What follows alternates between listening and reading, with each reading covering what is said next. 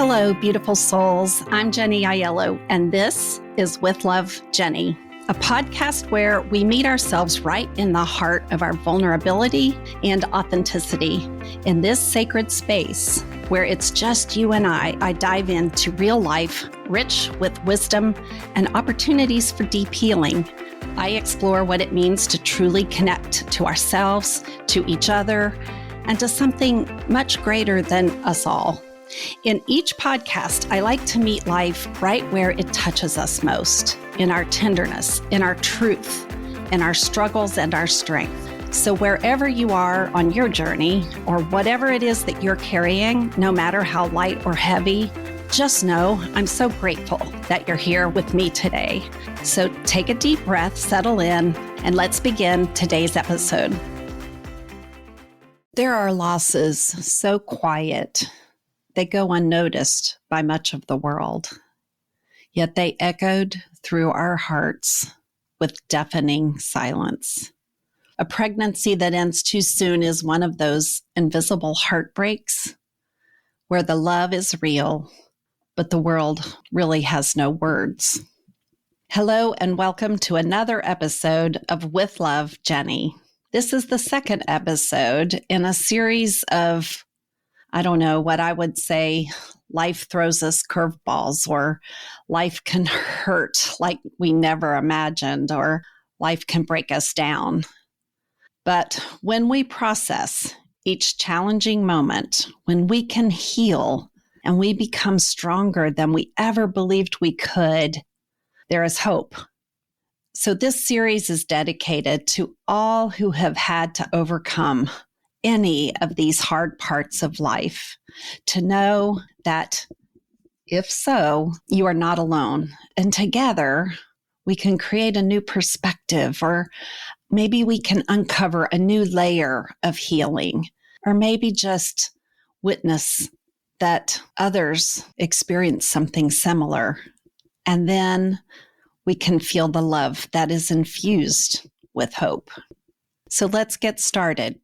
As always, I like to begin by sharing my story. I remember the day being a chilly November morning when we left to go to the doctor. I was feeling excited and eager for this appointment, hoping to get a glimpse of this little baby growing inside, hoping to hear that sweet sound of the swishy heartbeat that came with these appointments. I also had the ever so present sensation of morning sickness that was lingering in the back of my throat and reminding me of this miraculous thing called pregnancy. Well, we got into the exam room and everything was checking the box as doing great. They were like, yep, you're measuring at about 13 weeks. Your blood pressure is good. The vitals look great. The doctor stopped in for a quick check-in, and yes, he agreed that all was right on track. Then something nudged me as he was leaving, and I asked him, could we do a quick ultrasound just to hear the heartbeat today and make sure?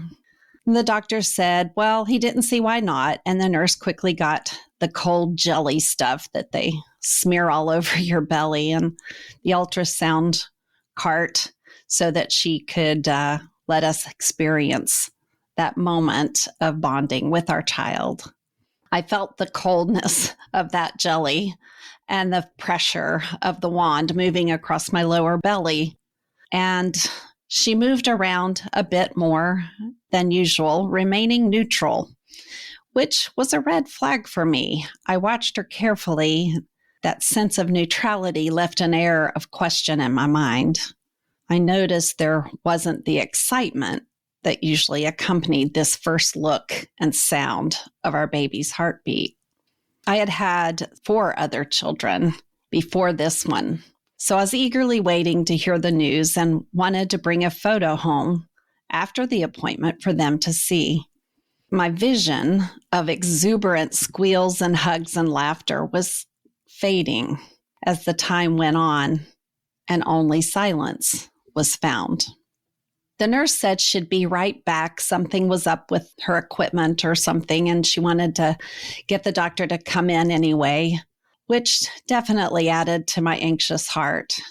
My husband held my hand with hopeful reassurance, reminding me that she didn't say anything was wrong. But inside, I felt it. But why? Why would I be measuring at 13 weeks? Why would I, in that very moment, still be experiencing morning sickness?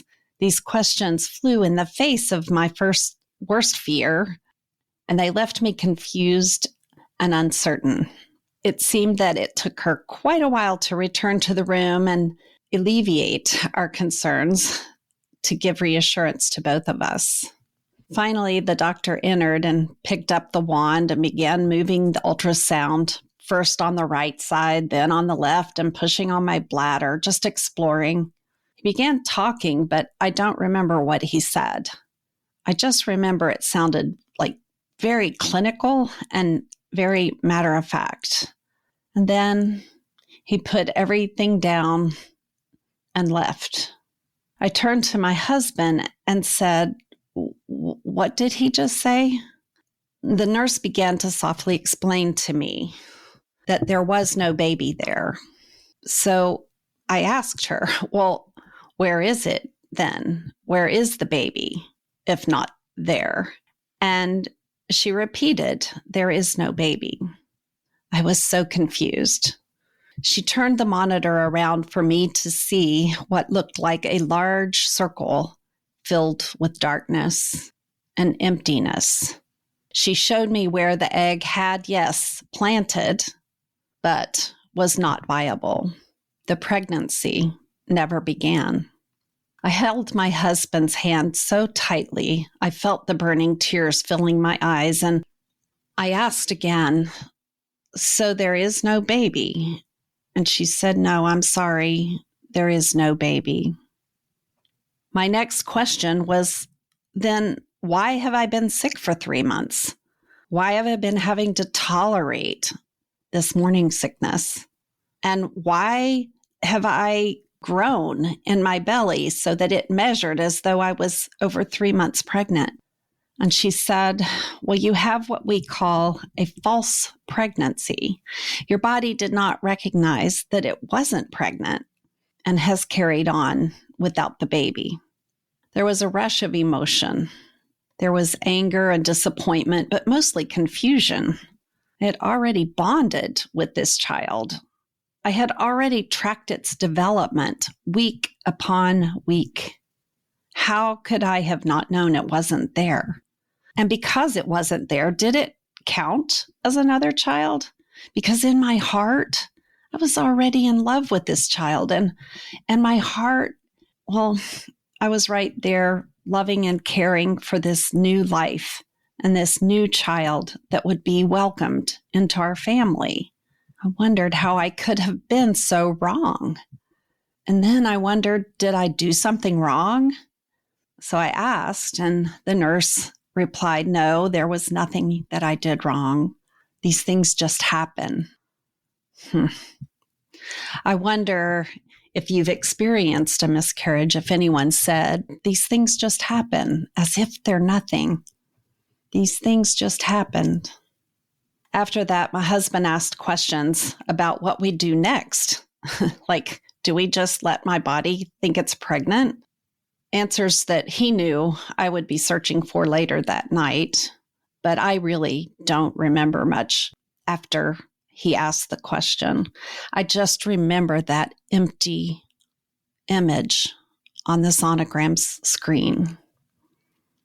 Then I drove home and I wondered, do we just keep moving forward, acting as if nothing had changed, when inside I would be carrying this huge secret that was devastating to my heart?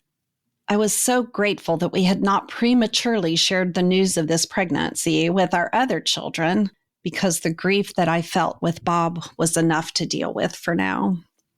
It was a long drive home, noticing all the people in other cars and at the stoplights and walking on the sidewalk, having no idea that my world just experienced this crushing news.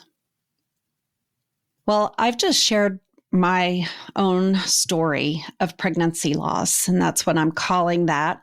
There's many different kinds of pregnancy loss. Some are early, and some are ectopic, some are stillborn.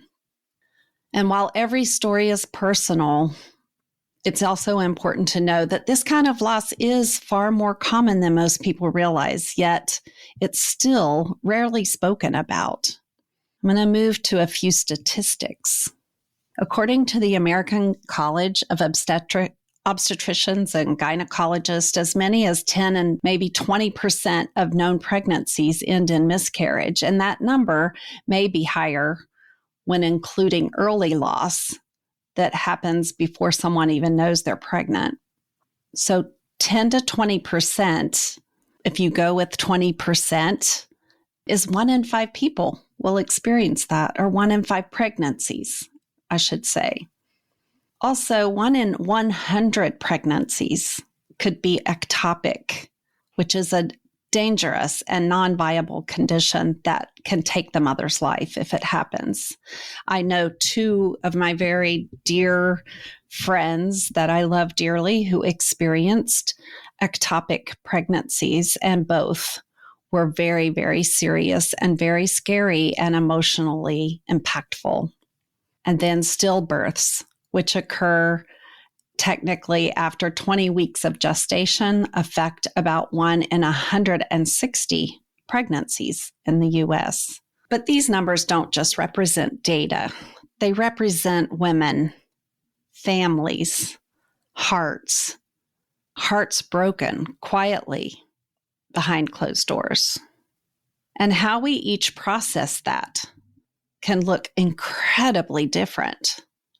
Some women might respond with a quiet, "Oh, well, we'll try again," seemingly brushing past it as a way to cope or move forward. And for them, that might work.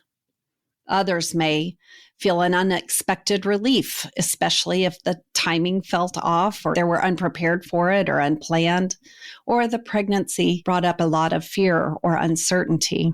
And still others, like me, feel or felt confused, not sure how to grieve something that ended before it actually began. And then there's the guilt and the shame and the sadness, emptiness, numbness, anger, emotions that can all swirl together into a big heap of emotion that we just don't even have a name for, and that doesn't have a clear place to land. The truth is, there's no right way or wrong way to grieve a pregnancy loss. What matters most is that you give yourself permission to be honest about it, to find your truth within it, to feel whatever it is you need to feel. And whether your loss happened yesterday or 20 years ago, it doesn't matter. Be present to it, honor it, and give it the respect to heal. Give yourself that gift to heal. And then once you have done that, let it go, and let it go with love. This is not about just forgetting about it. It's about freeing the part of you that got stuck back there in the silence and the shock and the emptiness and the sadness and the loss. It's about freeing the part of you so that you can carry the love forward without carrying the weight of the pain. I want to share with you 5 meaningful ways to honor a pregnancy loss. And 1 or 2 might work and maybe none of them do. But I encourage you, whether this is recent or long ago, to just spend some time in that space. We don't realize in life that when we come upon hardship, when we come upon grief, when we come upon an unexpected loss, we do get stuck back there. A little part of us is stuck back there. And if we can go and reclaim that part of us, it's a path toward reaching our wholeness, with a place of honesty. So one way is to create a personal ritual. That could be to light a candle, maybe say a prayer, maybe write a letter to that child, or read a poem in quiet space. These rituals create a sacred container for grief or loss, and they allow the heart to speak in ways that sometimes words that we say out loud just cannot encompass. And so if you haven't done that yet, it's never too late. It's never too late to do this ritual. It's a beautiful way to do this ritual. And when you're done, you let it go. You feel that you have reclaimed that part of you. You've forgiven your body. You've forgiven yourself. You've forgiven anything else that you need to forgive that is connected to that pregnancy. And then you let it go. A second way, if you haven't done it, and only if it feels right, is to give the baby a name.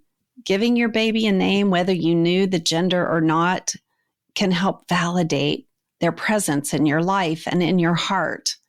It's a very powerful act of recognition. This may or may not be something that feels comfortable, and that's okay. Another way that might feel more comfortable is just to plant something, a tree, a flower that comes back every year, a small garden that can serve as a living memorial. And as it grows, it becomes a symbol of love and remembrance and the continuation of life. Some people like to create or wear a symbol. So a piece of jewelry, a charm, or even just carrying a stone can serve as a personal token of remembrance. It becomes a private reminder that your love still exists, even if the life did not continue. The fifth way is to make space for the story to be told. I don't know about you, but I can recount every detail of that loss, and it's been many, many years ago. I can go right back to where it was. So make space for your story through journaling, or maybe just sharing it with a trusted friend, or if needed, attend a support group. Simply speaking it out loud, just tell your story. It helps to process and release the unspoken parts of that grief. It gives voice to something that deserves to be heard. So, what do you do if you already told everyone that you were pregnant and now you're not? This is one of the most delicate and emotional layered parts of pregnancy loss. You might feel pressure to explain or dread the look of sympathy, or worse, the awkward silence when people don't really know what to say. It can be tempting to disappear and pretend it never happened. But here's the truth. You don't owe anyone a perfectly worded statement. You're allowed to say something simple and true, like we experienced a loss and we're heartbroken and taking time to grieve and heal. Thank you for understanding. You do need to set boundaries. You can choose not to talk about it with everyone, and you're allowed to grieve publicly, privately, or both. You get to choose all of that. But it's delicate and it's hard because people that you haven't seen that maybe you told, and then months later you run into them and it's awkward. So create a statement that you're comfortable saying, because there's a good chance you might have to say it over and over if you shared the news of your pregnancy. We experienced a loss and we're heartbroken. Thank you for understanding. How do you help your other children process what happened if indeed you shared with them that they're going to have a new baby sister or brother? Children feel the energy in a home more than we ever imagined. So even if they don't fully understand the details, they know. If they knew you were expecting a sibling, it's important to honor their experience too, on their level. And I will tell you that children approach things like this so differently than adults do. So it is important that you not expect them to feel the same. And they may say, oh, well, now that means they're an angel and I get to talk to them still, or something innocent like that, and move on. And they might internalize. So you want to continue to check in. The most important part is use age-appropriate language. For example, the baby stopped growing, or the baby isn't coming anymore and we're really sad. Let them express how they feel. Confused, sad, disappointed, or even okay. There's no right or wrong reaction from them. You could consider a small ritual, drawing a picture, planting a flower, lighting a candle together that gives them a tangible way to honor the loss. And most of all, remind them it's not mommy's fault and it's not your fault, and it's okay to feel whatever you feel. You know, sometimes they don't say it out loud, but sometimes they're like, oh no, I don't want a sibling. And then they might internalize feeling like maybe they caused that to happen. So it's important to really pay attention to those things with them, on top of paying attention to your own needs. Another question that's asked, and an important thing to address is this: what's the best way to support your mental health after this kind of silent loss? The grief of pregnancy loss is unique and it's deep. And sometimes, actually most of the time, it's very invisible. It impacts the relationship you have with your partner. It can impact your hormones in a way that you show up for the rest of your family. So here's a few powerful ways to take care of your mental and emotional well-being. First, just give yourself full permission to be in a grief cycle. You do not need to be strong or to bounce back. Take the time that your heart needs and let it heal. You can talk to someone who understands, and that's a very important part of this. Saying it out loud, just talking to someone, a friend who's safe, a therapist, a support group, a coach. They can all help you process emotions that are just too heavy to carry alone. You might need to limit exposure to pregnancy announcements or baby-related content if it's too triggering. That's not avoidance, it's protection, and sometimes those boundaries are really necessary. I have a family friend who had her daughter and daughter-in-law find out they were pregnant within weeks of each other, and one lost the baby and the other did not. So the mirror of that pregnancy was so hard for the one who couldn't move forward with hers. So if that's happening, really let everyone know that we have to have boundaries in order for us to be okay, and that we are happy for you and we celebrate that.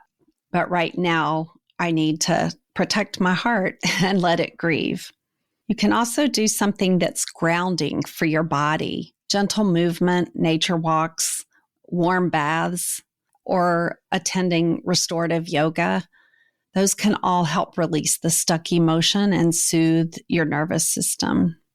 And last, write, create, and breathe.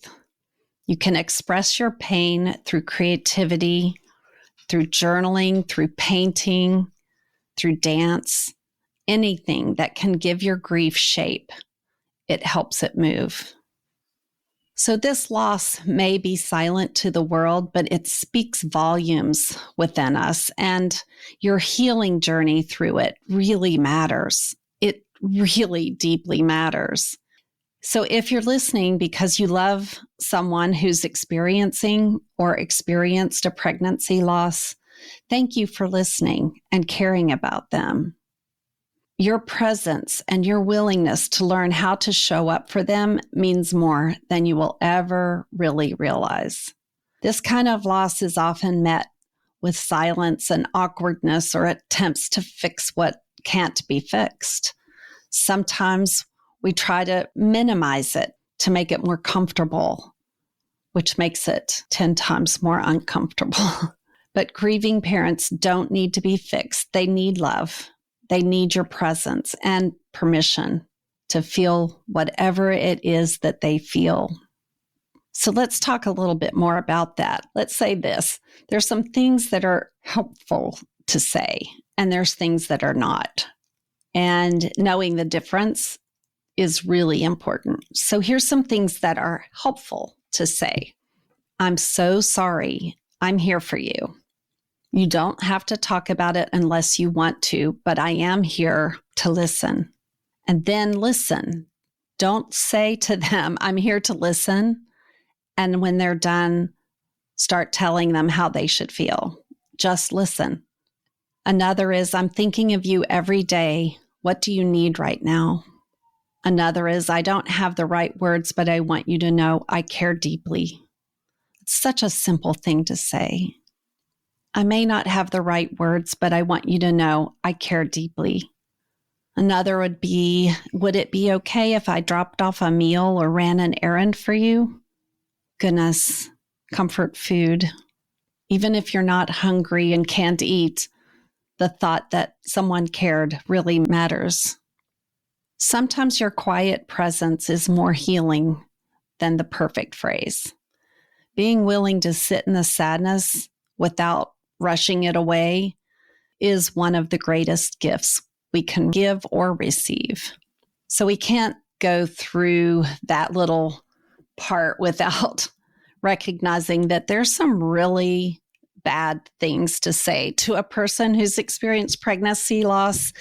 And so we want to know those because we certainly don't want to be salt in their wound. So here's, let's see, 6. I wrote down 6, and you might know more. You're welcome to share, like, what are the things that didn't help. One is, well, at least it was early, as if your love can measure that way.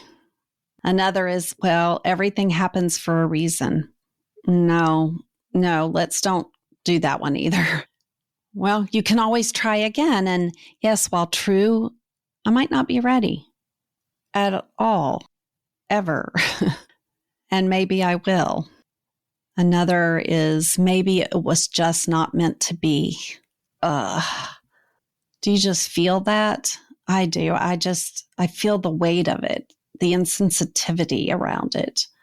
Another is, well, at least you know now that you can get pregnant. Oh, gosh. Such minimization, right? And then last, well, God must have needed another angel. Yeah, but I needed my child. Why was I given this child and then this child was taken away? Even if these kinds of sentences are meant to comfort, they often feel minimizing or dismissing of the real raw grief that we're holding. So if you do have someone who's saying that, it's really important to say, still trying to make sense of what I feel, and I may not be up for talking much about it right now, but you being with me matters. Or please don't try to make it better. Just be with me in it. Or you could say, I'm going to need time and patience and to know that my baby mattered. Or you could say to them, it would mean so much to me if you could remember this date with me or check in later, because it's not something that I'm going to soon forget. You are allowed to ask for exactly what you need, and you're also allowed to not know what that is yet. Grief doesn't come with a map or a compass or a timeline, but love can help light the path. It took me some time to have the courage to try to get pregnant again. I had 4 healthy children at the time, and I wondered if perhaps I wasn't supposed to have another child. Or maybe it was not okay for me to want another child. Maybe it was a sign. If perhaps I should just be happy with life as it was.